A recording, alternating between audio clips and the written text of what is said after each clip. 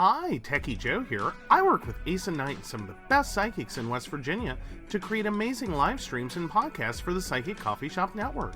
Together, we brew up great content discussing news, events, hot topics, and more, all from a psychic perspective.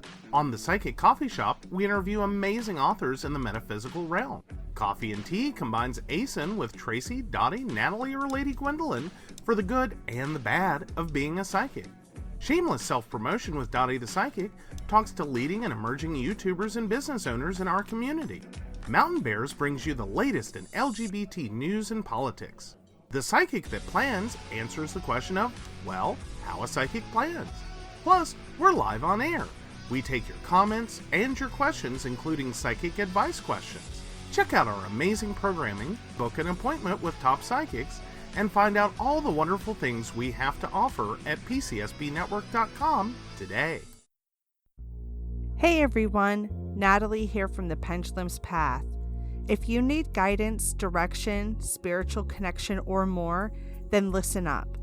I have worked as a psychic and a medium for over 3 years, connecting people from all over the world with their loved ones in spirit, giving them insight and guidance into their current situations, the past healings that need to be worked on, and what it is they need to know today in order to have a better future. It would be my absolute honor if you would visit my website at www.thependulumspath.com. I also offer emailed readings for those with busy schedules too. Also, for you goblins who subscribe to the Esoteric Book Club, I have a special coupon code just for you. Enter the code STAYWEIRD to get $5 off of any order of $25 or more. Hope to see you there. I wanted to talk to you all briefly before we get tonight's episode started. I've been doing a little research on podcasts and podcasting, and I found that most people tend to prefer narrative-driven podcasts as opposed to scripted podcasts. If you're a listener to the Esoteric Book Club, you know that a majority of my content is scripted. And frankly, that's what takes up most of my time in regards to the podcast itself. Outside of reading the book, that is.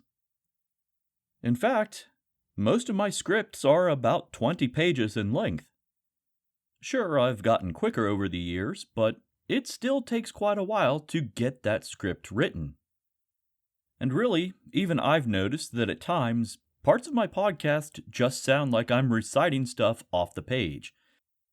It's not super engaging, and if it's not engaging for me, it's probably not engaging for you. So starting with this episode, we are going to do things a little bit more off the cuff, something a bit more conversational. I've got a whole list of notes I've taken from this book, and I'm just going to give you my ideas and impressions on what it was I've read. There's a few times I'll read some quotes, but for the most part, this is just me getting words on the page, so to speak. Now this is where I have a big ask for all of you. First, I appreciate it if you would all be patient with me because this episode may not be that great. Next, I would actually like some feedback. If you like the way this is structured, how the episode flows, and if the content is engaging, please let me know. Hell, if it's not any of those things, also let me know. With all of that out of the way, let's get on with the show. In World War I, author Ernest Hemingway was wounded by an incoming mortar shell. He recorded his experience immediately afterwards in his semi-autobiographical novel, A Farewell to Arms. He said, "I tried to breathe, but my breath just wouldn't come." And that's when he felt his consciousness slide outwards from his body. He began to drift and float upwards into the sky. Suddenly it occurred to him, wait a minute, you're not dead. And with that realization, he felt his consciousness slam back into his body, and with that jolt, he drew breath, and again, was alive. Hemingway's account seems miraculous, yes, but it's not unique. The NDE, or near-death experience, seems to be a nearly universal experience for people who have come to the brink of death. What we normally see in these accounts begins with an OBE, or out-of-body experience. Basically, you feel yourself separated from yourself. You feel yourself become lighter, floating, flying even. Sometimes from this vantage point, you can look down at your body, at those around you, or the surrounding scene as it takes place. Oftentimes, people are subjected to what's called a life review. This could come in the form of a movie, a picture book, or in some cases, people actually relive every event in their life leading up to the point of death. In a large number of cases, we also have accounts of a tunnel. It's either going to be a tunnel of light that leads to a point of darkness, or a tunnel of darkness that leads to a point of light. It's always one or the other, but never both. Most survivors also report an ineffable universal sense of awareness. It's really hard to describe this, and the best I can come up with is that it's almost like another sense of being. So imagine trying to describe vision to someone who was born blind, or explain sound to someone that was born deaf. It's really hard to explain if you haven't experienced it yourself. A lot of people experience going to another place, another realm, a whole separate world that is not involved with the mortal realm. As you will hear, this description will vary from place, culture, time period, and really from individual to individual, because even within the same demographics, your end-life location could be very, very different. And finally, something that is so common that it's almost become a trope in TV and movies. When someone is on the threshold of death, they often see someone. This someone could be an individual that they knew in life, an ancestor, a psychopomp, which is basically just a guide to the afterlife, or even an animal. In a few rare cases, people even report encountering an entity that is not human. In the case of these inhuman entities, this is where things get really, really interesting. They're generally described as being very similar to one another, but it's the cultural lens through which the person views it that changes how they are described. In some cultures, they're fairies. In some, they're angels. In others, they're demons. And in some modern cases, we would even say that they were alien. There's enough similarities that we could say that the NDE, or near-death experience, is a universal human trait because we see the same groups of experiences pop up throughout time and culture. And really, this is a journey that we all will have to make. Our final journey, if you will. Tonight we will be covering the Pagan Book of the Dead, Ancestral Visions of the Afterlife and Other Worlds, by Claude Lecatou. I'm your host Jason, and you're listening to the Esoteric Book Club.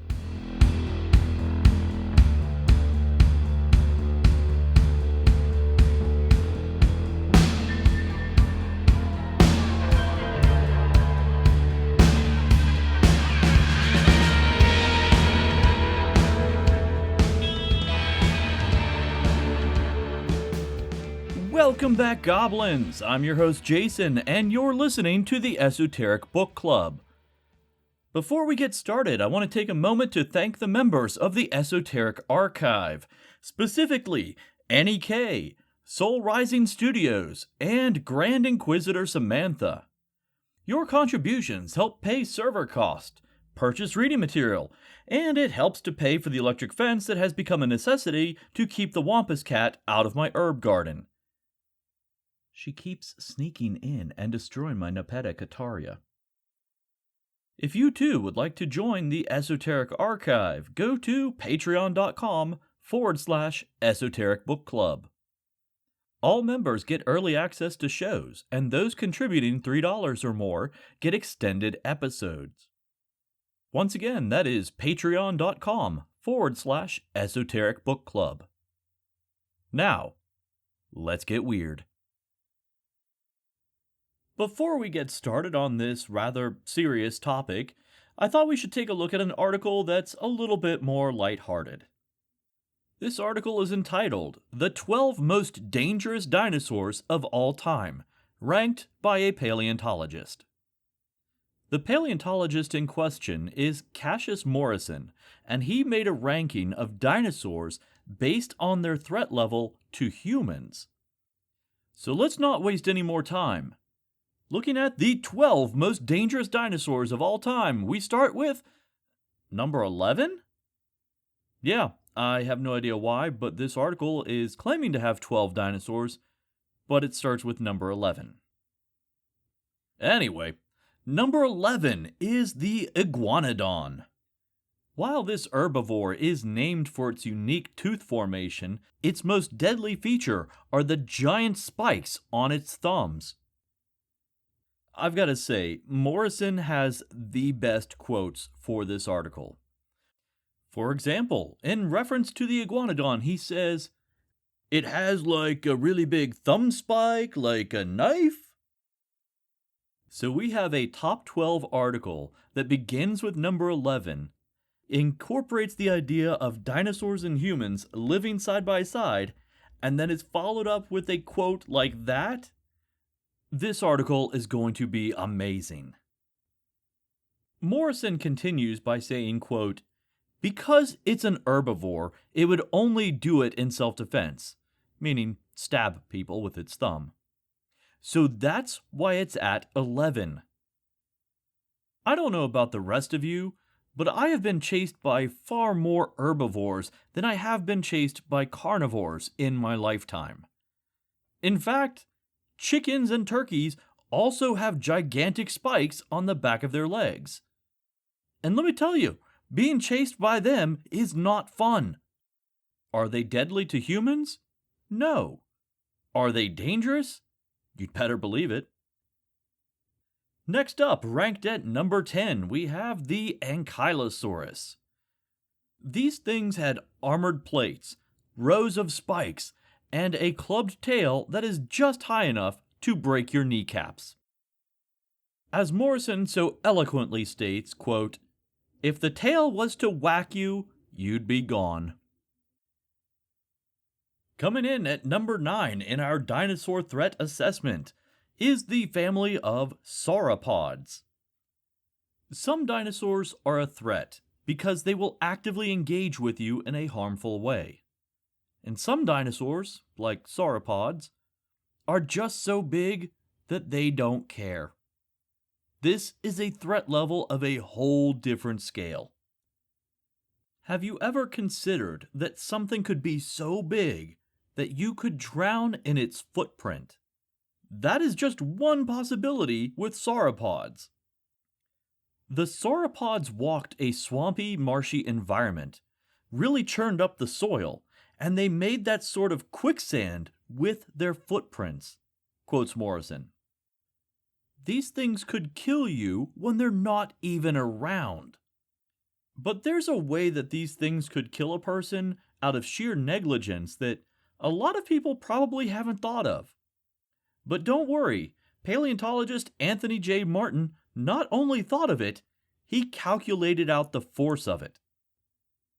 We know that these animals were super tall, but what would happen if one of them, say, vomited? How much force could be generated from this excretion? And then how much subsequent force could be generated on top of that from the distance that it has to fall from the dinosaur's head to the surface of the earth?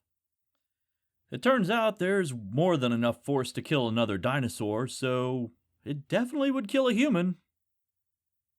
This is not a discussion I ever thought I would have on this show. Number 8, we have the Triceratops. Honestly, it's a 10-foot tall warthog with horns that are longer than most people's arms. It's either going to trample you or impale you. Pretty straightforward with this one. At number 7, we are finally reaching the level of dinosaur that will actively be trying to do you harm. We come to Gigantosaurus. Gigantosaurus is the biggest land-dwelling predator to ever walk the earth. Morrison has to have some sort of incredible insight on this one. He says, they often hunted the bigger sauropods, so the reason why it's quite low down on the list is that it might just see humans as not being worth the effort. End quote. Well, that was anticlimactic. In number 6 position, we have Spinosaurus. Morrison delivers another award-winning quote here. He says, people might be running away from one of the land-based carnivores and think, oh, let's get in the water. But if you went in and around water, it might see you as a nice little snack. In the 5th position, we have Tyrannosaurus Rex. Again, Morrison says that the only reason that it's number 5 and not higher on the list is a sheer sense of scale. A full-grown T-Rex probably wouldn't want a human for food, but a juvenile T-Rex would certainly try to take a bite out of you. By that logic, wouldn't a juvenile Gigantosaurus be just as deadly? For number 4, we have Gigantoraptor, which is not at all what you think. Gigantoraptor is not a part of the Velociraptor family, but more in line with the Oviraptor species. This means instead of having teeth and claws, it has a giant beak and claws. Gigantoraptor was basically an 8-foot-tall cassowary. Remember what I said earlier about how aggressive turkeys and chickens are? Yeah, this thing is worse. Now, in number 3, not to be confused with the previous entry, we have the Megaraptor. I feel like that name needs a little bit of an echo, maybe some reverb and some bass boost. Let's try this again. Megaraptor! Yeah, that's better.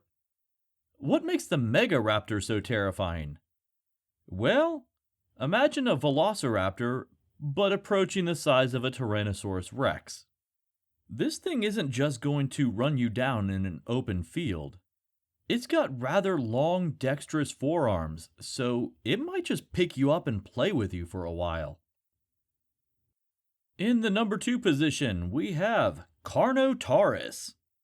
This thing has a short face and comically short arms, but they're still rather terrifying. Just a little tidbit that's not mentioned in this article.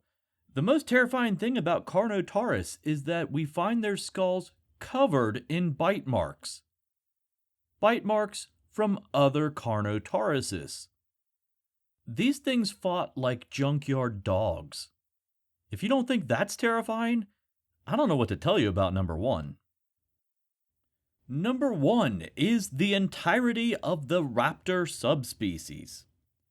Not only are these things roughly the equivalent of a human in both size and intelligence, they're also incredibly fast. But the most terrifying trait, according to Morrison, is their tenacity. He says, quote, if you were to run into the forest or a heavily overgrown area, T-Rex or something larger may stop pursuing you because of the risk it has of falling over or injuring itself. But the raptor? The raptor would have the speed and agility to keep going. And if you think hiding is an option, Morrison wants to remind you that it's also been speculated that raptors may also climb trees. So there you have it, 11 of the 12 most dangerous dinosaurs in existence. Next up, we have The Pagan Book of the Dead by Claude Lequeteau. It's been translated from French, and this gives you a good example as to why I'm not allowed to speak French. This book was published by Inner Traditions in 2020, with the original French version being printed in 2019. This company actually does a few things that are really cool. The first being that most of their books are published using solar power. The next is that some of the profits from their sales are contributed back to the Hacienda Ria Coat Reforestation Project. I'm not sure what percentage of their power consumption is actually coming from solar, and I don't know how much they donate to reforestation. But this is one of the rare instances where a company is actively living its values. Keep all of this in mind for later because I have some pretty severe concerns over the publication of this title. Let's switch over to the author now. Claude is a professor emeritus of medieval literature and civilization at the Sorbonne. He is the author of numerous books on medieval and pagan afterlife beliefs and magic, including the Book of Grimoires, Dictionary of Ancient Magic Words and Spells, and The Tradition of Household Spirits, a title that we will take a look at in Season 4. So what exactly is in this book? We've got a bunch of accounts of different death transitions, ethereal guides, descriptions of the afterlife and otherworldly realms, a series of common themes seen in world mythology. Well, sort of. Mostly it covers Western Europe and the Mediterranean. There's a little bit from Asia and a little bit from the Americas, but not a lot. Primarily, this book is about the afterlife. And you can't get to the afterlife without death. So let's start off with kicking the bucket, shuffling off this mortal coil, biting the big one, meeting your maker, meeting an untimely end, or simply breathing your last. There are as many euphemisms for death as there are ways to die. That said, there's not many depictions of the entity that we know as the Grim Reaper. But even that entity goes by different names. Because this book was originally published in French, the author gives a few local examples. The first and obvious one is simply the Grim Reaper. The next is Demise, with a capital D. And my personal favorite, the one with a flat nose, referring to the Grim Reaper's face actually being a skull. Today we typically associate the Grim Reaper with his oversized scythe, and sometimes he has an hourglass. But in older depictions he could have anything from a bow to a spear, even a violin made from a single bone. You may have noticed that I keep referring to the Grim Reaper as he, but that itself is not universal. It turns out any language that is a Romance language, meaning that it stems from Latin, death is typically personified as a woman and is spoken of in the feminine tense. Now, in countries that have Germanic language backgrounds, such as English, which stems from Anglo-Saxon, the Grim Reaper is often depicted and spoken of as a male entity. This is mostly a formality of the language, because underneath that black robe, there isn't anything except a skeleton.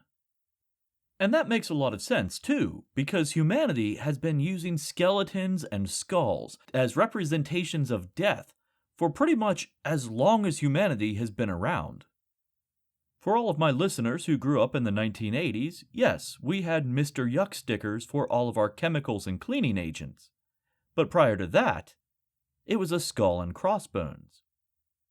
And really, what more do you need to get across the message, if you drink this, you're gonna die?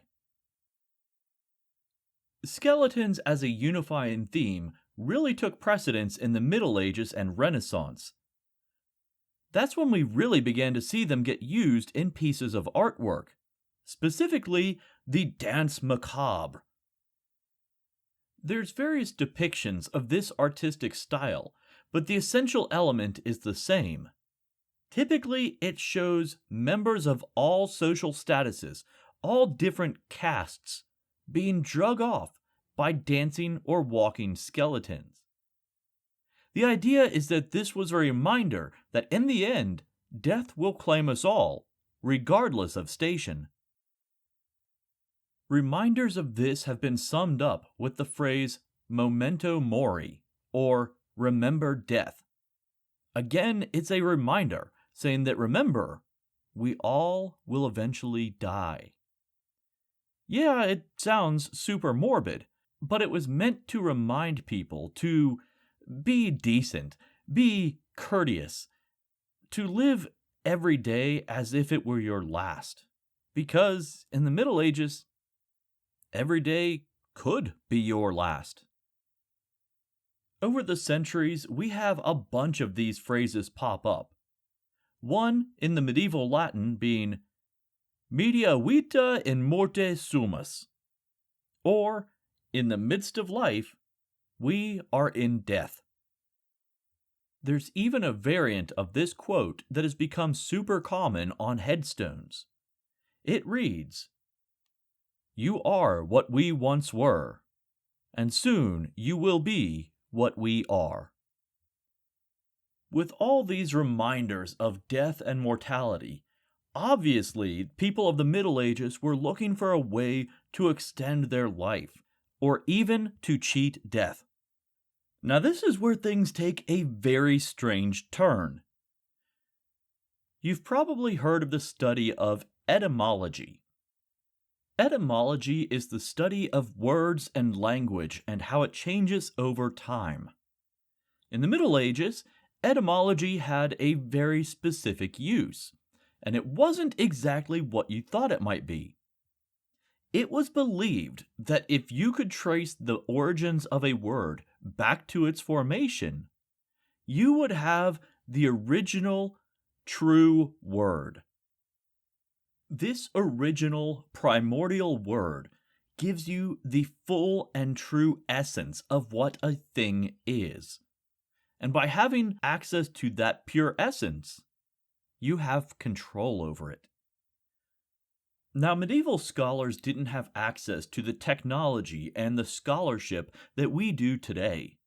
So when they traced back the origin of the word death into the Latin, they mistakenly translated it to have the root of to bite.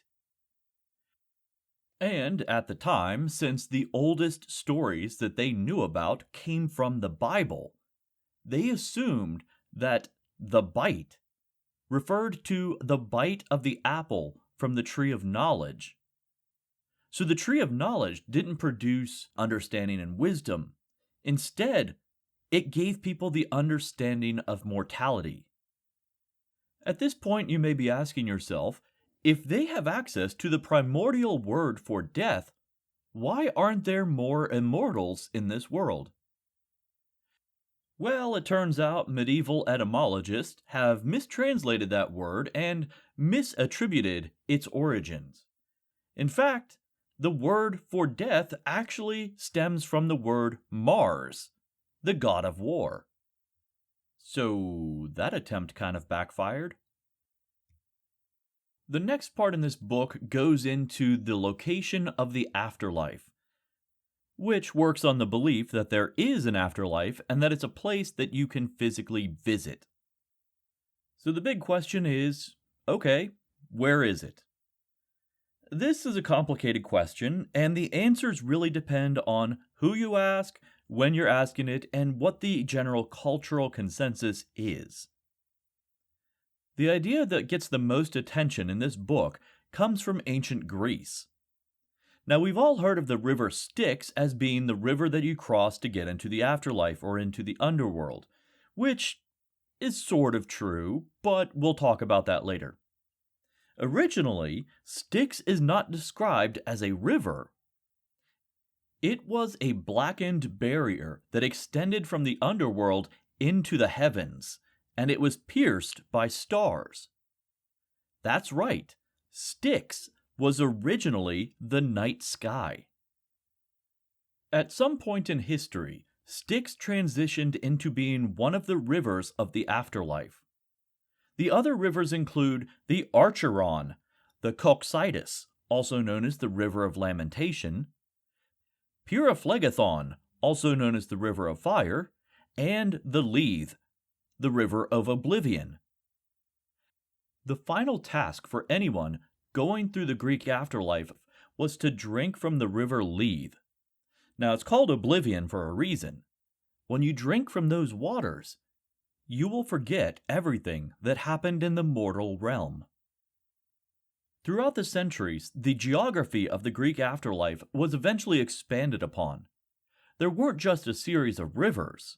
You also had the fields of mourning. You had a crossroads, which one direction led to Elysium, and the other led to Tartarus. Elysium essentially being paradise, and Tartarus being hell. There also eventually came to be an iron tower, which was filled with clanking and torture and screams. Granted, a lot of this came about in the medieval period, and it drew its inspiration from the stories of Virgil and Ovid. There's also a brief description of various afterlives through other cultures, but for some reason this book tends to focus on the negative afterlives rather than paradise. For example, the Babylonians had Aralu, the land where people cannot see anything. In Greece, we have Hades, the land of no return. The Germanic tribes had Hell, spelled with only one L. And it's basically where people go if they're not otherwise going to Valhalla. These would be the people who die from sickness or old age, which was seen as shameful in their culture. The Finnish people have Tuonela. It's an underground kingdom that exists under a lake. Or underground and across a black river. It really depends on who you ask. The Laplanders, now commonly known as the Sami, have no real specific location mentioned, but it is believed that a person's soul could detach from their body while the body still lives. Sami shamans had a practice where they could go into the realm of the dead, retrieve a person's soul, and restore it to the person's body. This isn't a resurrection as much as it is a way to prevent someone from going through life on autopilot. There's also a description that generically mentions the Celts, which seems to focus primarily on the British and Irish, but oddly enough doesn't include Gaul, which is weird because the author is French. In all honesty, this section right here is a hot mess. It includes Tir na Nog, which is part of the realm of fairy, but it's equated to part of the afterlife. This whole thing is a mixture of beliefs, locations, time periods. It includes islands for the afterlife, burial mounds, or really, there's some descriptions that say the afterlife is in the north. This section is very reminiscent of an older academic practice that lumped in Ireland, Scotland, and England into a singular group called the Celts, rather than see them as distinct, unique cultures in and of themselves. It comes across as being very lazy, and ultimately, it should have been left out of the book entirely. From here, I'm jumping forward in the book a bit to a small section that associates sleep and death. It's an interesting comparison, but it honestly makes a lot of sense if you think about it. In ancient Greece, the titans Hypnos and Thanatos were twin brothers. Hypnos represented sleep, and Thanatos was death. They look similar, but they are very, very different individuals. Even the modern word cemetery has its origins in the Greek word dormus, which has to do with sleep. The last bit of information that I got out of this section is really an anecdote. Who is the Sandman? The term Sandman comes from Germanic-speaking countries and has the translation to mean emissary. It really has nothing to do with sand. That part came from a mistranslation from German into French, which eventually translated into English. Instead of being an ambassador who brings you messages in the form of dreams, He's some dude who uses magical sand to make you sleep. Do you remember that I mentioned in the beginning that I had issues with this book? The section on the Celts, that was just the beginning. Now we reach chapter 3, which is entitled From the Christian Beyond to the Literature of Revelations. I want to remind you that this book is entitled The Pagan Book of the Dead, so having an entire chapter dedicated to Abrahamic religions, at best, is just weird. At worst, it's proselytizing. The whole chapter is about the evolution of the depiction of hell and the Christian afterlife. It sort of comes from the Greek and Roman beliefs of the afterlife, but ultimately it's all based on medieval Christian theology. Chapter 4 doesn't get any better. That one is entitled Hell, Purgatory, and Paradise. By this point, I'm about 100 pages into the book, and I am suddenly very, very confused. Chapter 5 goes into the chivalric romances, which kind of makes sense because through those stories we get a glimpse at previous cultures and beliefs. Specifically, we begin to see this comparison between the realm of fairy and the afterlife.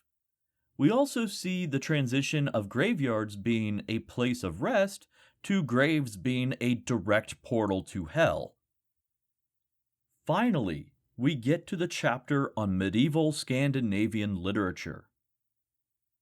Much like in Ireland, a lot of this stuff was recorded by medieval monks. But this allowed them to record previous Germanic heathen beliefs in the form of legends and mythology. Do you remember how earlier I mentioned one of the, quote, Celtic beliefs was that the afterlife was simply to the north? Chances are that came from the Anglo-Saxon beliefs, because medieval Scandinavian literature records their afterlife, their other world, being located to the north and slightly to the east. You don't necessarily have to die in order to visit the other world. You just have to travel beyond the sun and stars and across a golden bridge. If you somehow find a way to do that, you can go there and come back. As time progressed and Christianity gained a greater hold in Scandinavia, the location of the other world slightly changed. Now you had to travel beyond the stars and the light of day to locate an island, and upon that island there was a cave. You had to go through this cave to get to the other world. This belief goes all the way back to the ancient Greeks, who believed that you could get access to Hades through the mouth of a seaside cave. These stories influenced the early Christians, who eventually moved into Scandinavia, influencing their faith and their religion. This is even more pronounced in later literature, in which the journey to the afterlife requires you to travel underground, through a smoky veil, through a sunlit region, across a bridge which goes over top of swirling dark water filled with weapons, past two armies of the dead who are fighting each other, and then over a high wall. Despite this being a Christianized story, we still see traces of old Germanic beliefs, specifically with the two armies of the dead fighting each other, which harkens back to Valkyries selecting the chosen dead who will live in Valhalla, fighting, feasting, and being reborn until Ragnarok. That said, the view of the Scandinavian afterlife has slightly shifted over time. To see how it's changed over time, we're going to jump to the 14th century epic, the Saga of Egil One Hand and Asmund, Slayer of Berserkers. We're not going to be talking about Egil or Asmund for this part, though. We're going to focus on Aranefja, the troll woman. Now, long story short, Aranefja wanted to stop a wedding, and in order to do so, she was tasked with retrieving 3 items from the underworld.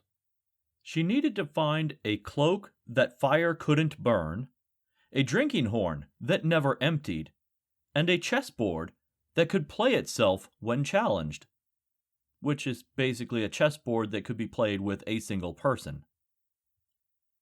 The drinking horn was the easiest one because apparently in the underworld you can just buy those.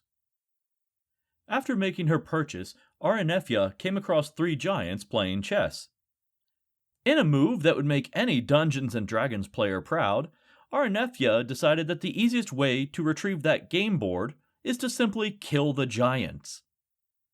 After ambushing them and killing the first 2 giants, the third finally just collapses on the ground and starts screaming, "What do you want? What do you want?" When he finds out, he goes, "Just take the stupid board! I don't even like chess!" Now that she has the first 2 of her 3 items, Aranefia goes looking for a cloak that fire can't burn. And guess who has that? Old One-Eye himself, Odin. In typical Odin fashion, the very first thing he does is try to trade it to her in exchange for sex. But she wasn't going for that, so he goes for the next best thing, a near impossible challenge. He says, "Oh, if you want my cloak, you'll have to jump over fire." Yeah, there's some sort of weird irony there that you have to jump over fire in order to get a cloak that is impervious to fire, and this book doesn't really elaborate on how she did it, but she did complete the task and retrieve the cloak. What we see in this story is that the Scandinavian afterlife has shifted into being something more like mythology or legend, more akin to the realm of fairy. This eventually becomes more pronounced as time progresses, with the underworld no longer being inhabited by men or giants, but instead by trolls and dwarves. The access points for this underworld shift from under lakes and underground to being accessed through mountain caves. In an even more pronounced parallel to the underworld being part of the realm of fairy, by the late 1600s in Scandinavia, the underworld is seen as part of Haldraland. Now, Haldra are the equivalent of Scandinavian fae folk. Haldra are typically depicted as beautiful women with either a cow tail or a fox tail, and in some reports they have a hollow back. It's really unclear what that reference means, but a lot of people assume that that means that they have no soul. Again, this would parallel fairy lore of the time, in which people were trying to figure out where fairies fit in with Christian cosmology. As you can see, there is a lot of syncretization around belief in the afterlife and the underworld as it applies to the mainstream European culture. The underworld was originally a place of gods and monsters, and eventually a realm of fairy and fae-like entities. And now, it's just a place where the souls of dead people go to congregate. Except in a few instances where the underworld is a place for people to be tortured endlessly, because we all know that the best way to encourage good behavior is by threatening people with bad behavior, right? So let's talk a bit about the book itself. I will be completely honest, I almost did not review this book. I was so incredibly pissed off that there was so much attention being given to Christian theology in a book entitled The Pagan Book of the Dead that I almost ignored it entirely. That's when I remembered that this book is a translation. On the title page, there is the original French title of this book. So I plugged that into Google Translate. That title is very much not The Pagan Book of the Dead, but instead it's entitled The Dead, the Afterlife, and the Other Worlds. That title is far more holistic, and as a result, it makes the content much more understandable. So as long as you know ahead of time that The Pagan Book of the Dead is not going to be dealing in any way, shape, or form with paganism, the book is actually pretty good. Now for the elephant in the room. I don't know whose decision it was to change the title of this book, and specifically to change it in this manner. But it is a very disingenuous choice. I feel like it was an attempt to shoehorn this book into a niche topic when it already is a niche topic in itself, albeit not the same one. So in summary, I want to restate that this is not a bad book. It's just not the Pagan Book of the Dead. And if that's what you're looking for, there's other books that will better serve you. In fact, in a few months, that is exactly what we will be covering. That said, if you still want to give this book a shot, I'll post links to it in the show notes. The Esoteric Book Club can be found on Facebook, Instagram, Patreon, and at esotericbookclub.org. Intro and outro music is courtesy of Sarah Rudy and her band Hello June. If you would like to hear more of their music, you can find them at bandcamp.com or at wearehellojune.com. Archive members, stick around. There's actually a good bit of information still left in the appendices of this book. For the rest of you, until next time, remember, stay weird.